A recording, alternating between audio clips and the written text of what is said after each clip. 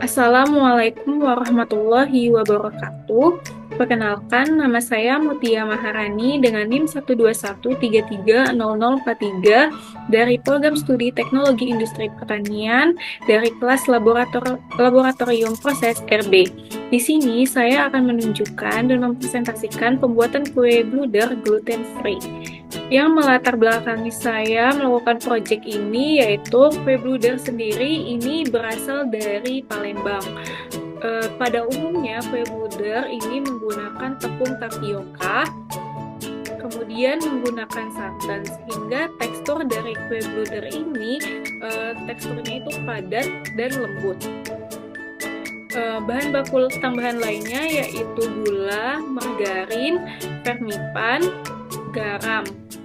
Kemudian pada penelitian ini saya menggunakan inovasi yaitu menggunakan tepung mokaf pisang dan tepung mokaf singkong. Di penelitian saya ini saya mengkombinasikan dua tepung tersebut dengan tiga perlakuan dengan masing-masing jumlah tepung yang berbeda-beda dalam tiga perlakuan tersebut. Sehingga di sini akan mengetahui perlakuan mana yang terbaik dari tiga perlakuan tersebut.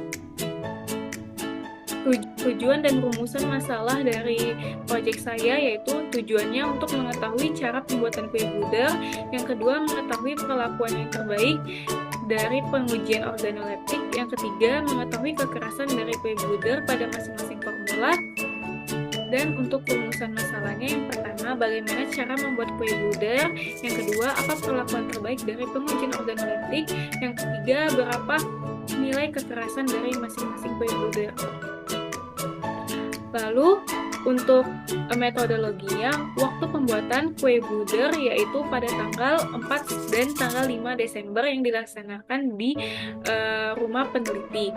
Kemudian pelaksanaan uji organoleptik dan pengujian kekerasan dilaksanakan pada tanggal 5 Desember di Labtek OZT Institut Teknologi Sumatera di Laboratorium Pengemasan. Untuk alat dan bahan yang digunakan, alat-alat yang digunakan yaitu timbangan, sendok, wadah, dan pemanggang. Kemudian untuk bahan-bahan yang digunakan yaitu ada tepung mokaf singkong, tepung mokaf pisang, telur, vermipan, gula, santan kara, dan garam.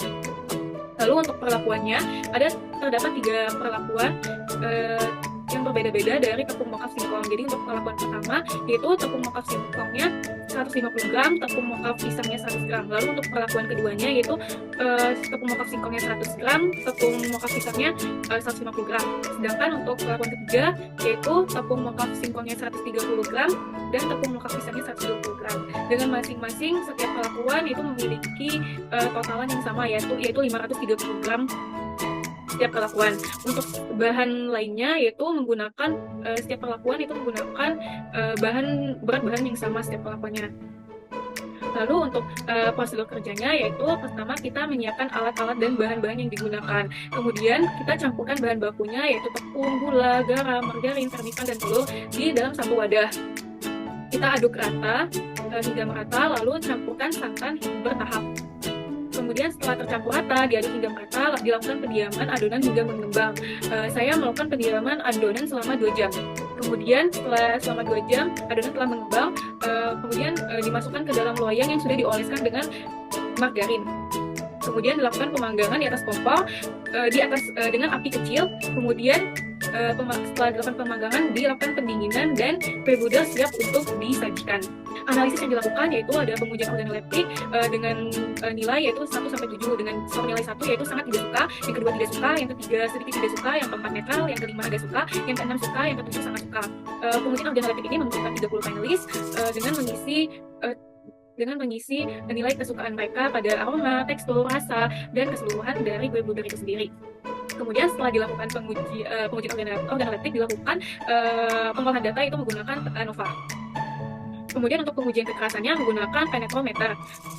Hasil ANOVA dari uji organoleptik aroma yaitu 0,203 lebih besar daripada 0,05, maka H0 diterima. Artinya tepung mokaf memberikan pengaruh pada aroma kue bluder. Tepung mokaf yang paling dominan memberikan aroma yaitu tepung mokaf pisang. dan apabila dikombinasikan dengan tepung mokaf singkong akan memberikan aroma yang lebih kuat pada dari tepung mokaf tersebut, sehingga apabila dikombinasikan dengan bahan baku lainnya seperti mentega, yaitu mengeluarkan aroma khas gudeg tetapi ada aroma dari pisang juga. Lalu untuk total rata-rata yang paling banyak disukai oleh panelis yaitu pada pengujian kontrol, pada sampel kontrol. Jadi pada sampel kontrol ini memiliki total rata-rata yaitu 27% dengan kode 261. Lalu untuk total rata-rata yang paling banyak disukai oleh panelis yaitu sampel kontrol. Sampel kontrol ini memiliki hasil rata-rata yaitu 27% dengan kode 261. Kenapa sampel kontrol ini memiliki uji panelis yang lebih banyak disukai? Karena dari aroma yang dikeluarkan dari kue gudeg itu sama seperti kue gudeg pada umumnya, sehingga banyak panelis yang lebih menyukai aroma dari kue gudeg ini. Lalu yang kedua yaitu pada kode 321, yaitu pada sampel kedua. Kenapa lebih banyak disukai pada sampel kedua ini? Karena aroma pisangnya lebih kuat.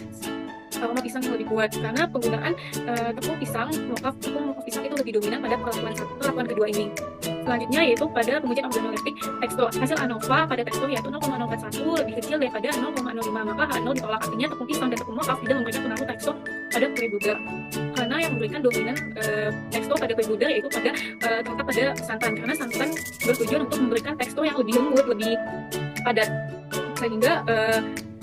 sehingga tepung mokaf tidak menjadi salah satu alasan tekstur dari kue gudeg. Lalu alasan lainnya yaitu adanya peristiwa retrogradasi pati yang disebabkan molekul amilosa mengalami pembentukan gel yang lebih cepat, sehingga makanan olahan tepung menjadi keras saat sudah dingin, sehingga lama penyimpanan itu yang mempengaruhi tekstur dan kekerasan dari kue gudeg. Selanjutnya untuk total rata-rata yang paling banyak disukai yaitu pada sampel kontrol yaitu kode 261 dengan total rata-rata yaitu 27%. Kemudian yang kedua yaitu pada sampel perlakuan dengan kode 321 yaitu dengan perlakuan kedua, dan kode 604 dengan perlakuan ketiga dengan sampel total rata-rata yaitu 25%. Kenapa pada sampel 321 dan 04 itu lebih banyak disukai pada segi teksturnya? Karena kombinasi formula yang digunakan itu sesuai atau telah tepat atau hampir tepat. Kemudian pada segi rasa, hasil ANOVA pada rasa yaitu 0,330 lebih besar dibandingkan 0,05, maka H0 diterima, sehingga tepung mokaf dan tepung mokaf singkong memberikan pengaruh terhadap rasa dari kue gudeg. Karena pada kue gudeg ini rasa yang paling dominan yaitu dari tepung mokaf pisang, sehingga apabila dikombinasikan dengan tepung mokaf singkong maka rasa yang dikeluarkan dari kue gudeg yaitu lebih baik. Kemudian kombinasi tepung mokaf singkong dan tepung mokaf pisang ditambahkan dengan bahan baku lainnya yaitu memberikan rasa yang asin dan rasa gurih asin. Lalu untuk total rata-rata yang disukai uji panelis pengujian organoleptik, total rata-rata yang disukai oleh panelis pada rasa yaitu pada uji kontrol, sampel kontrol, dan sampel kedua dengan total rata-rata yaitu 26%. Hal ini dikarenakan pada sampel kedua itu memiliki rasa pisang yang lebih dominan, karena bahan baku tepung mokaf pisang itu lebih dominan di perlakuan kedua ini, sehingga rasanya sangat kuat.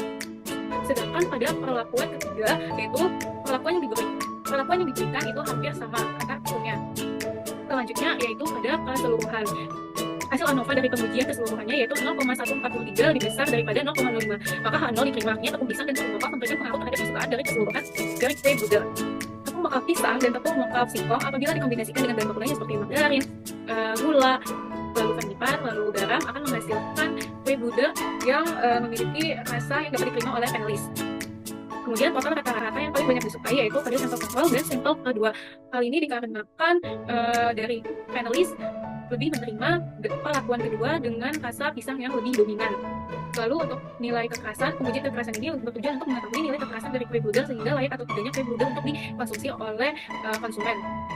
Berikut nilai kekerasan pada kue gudeg. Rata-rata kue gudeg ini memiliki nilai kekerasan 3-4. Pada kode 261 dan pada kode 604 itu menghasilkan nilai kekerasan 4 kali 10 pangkat 5. Kemudian untuk kode 426 dan 321 itu memiliki nilai kekerasan 3 kali 10 pangkat 5. Hal ini dipengaruhi oleh tekstur kue gudeg itu sendiri. Tekstur dan kekerasan itu saling berhubungan. Maka kode 261 atau sampel kontrol itu memiliki nilai kekerasan 4 kali 10 pangkat 5 karena tepung tapioka itu dapat mengikat bahan bakunya lainnya lebih baik, sehingga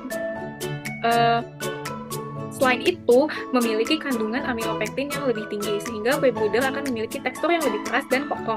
Sedangkan pada kode 604 memiliki nilai kekerasan yang lebih besar dibandingkan dengan perlakuan tepung mokaf lainnya.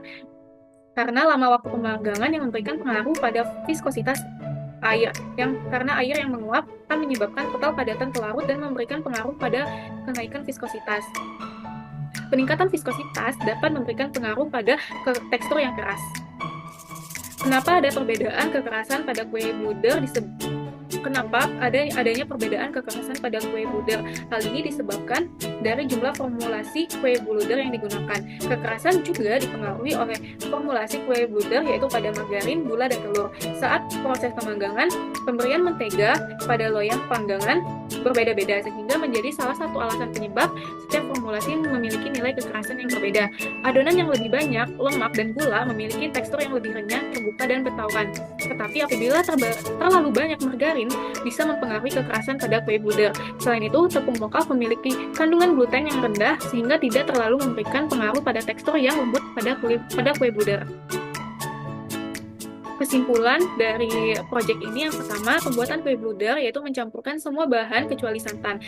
Namun setelah diaduk rata, bisa ditambahkan santan secara bertahap hingga merata. Apabila tidak dilakukan penuangan santan secara bertahap, akan menghasilkan kue buder yang berbeda, atau kue buder akan sangat keras. Setelah itu dipanggang di api kecil. Bluder dari masing-masing konsentrasi menghasilkan adonan dengan warna, tekstur, dan aroma yang berbeda. Lalu untuk kesimpulan yang kedua, perlakuan yang terbaik yang banyak disukai oleh penulis adalah perlakuan kedua karena memiliki aroma dan rasa pisang yang lebih dominan. Hal ini dikarenakan tepung moka pisang lebih banyak digunakan dibandingkan perlakuan lainnya. Nilai kekerasan dari masing-masing perlakuan berbeda, yaitu perlakuan 1 memiliki kekerasan 4 kali 10 pangkat 5, perlakuan kedua 3 kali 10 pangkat 5, perlakuan ketiga 4 kali 10 pangkat 5, dan perlakuan keempat yaitu 3 kali 10 pangkat 5. Nilai kekerasan yang berbeda-beda ini disebabkan dari formula yang berbeda-beda.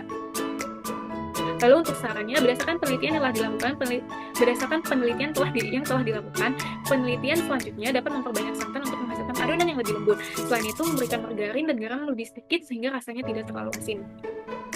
Baiklah, sekian dari presentasi proyek saya. Apabila ada salah kata dan perbuatan saya, mohon maaf. Saya tutup. Wassalamualaikum warahmatullahi wabarakatuh.